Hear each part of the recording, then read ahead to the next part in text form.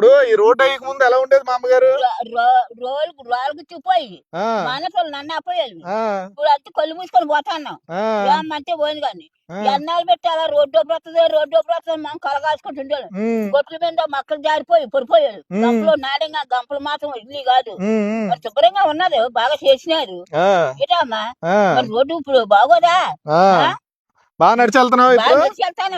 గంపెట్టుకొని? కళ్ళు మూసుకొని పోతాను. ఆ, ఏమంటే గంప మాత్రం పొందింగ్ వెళ్తాంది. ఆ, దుఃఖతయ్యే తక్కువ అని మాకుండేది. ఆ, మరి గంప ఎవరో బోత కొట్టేసేవాళ్ళు. ఉమ్, మనం పడిపోయాను గంప ఎత్తేసేవాళ్ళు. ఉమ్, మొగోళ్ళు అక్కడ ఏమైనా ఎగరించుకొని ఉండేవాడు. ఏమంటే మరి అంతే ఆ, మాట ఆడుతాను. ఆ, ఆ, మరి ఇప్పుడు రోడ్డు కళ్ళు మూసుకొని వెళ్తాను. ఆ, ఏ సఫరం గట్లా ఇలా పోతాను. ఆ, రాళ్ళు తోడుకోను బెడ్డలు తోడుకోను ఆ, ఆ, పోను చేస్తాను. మనసు మరి నడగలం ఆ, ఆ. వెంటనే పోయిన తర్వాత అవును. ఇప్పుడు మా అమ్మగారు ఇది పవన్ కళ్యాణ్ గారు వేయించారు రోడ్డు. పవన్ కళ్యాణ్ గారికి ఏం చెప్తారు రోడ్డు వేసినందుకు? మరి ఏం చెప్తాను అంటే మరి ఇలాగే చెప్తాను. మరి ఇంకేం చెప్తాను నేను? ఆ, ఆ?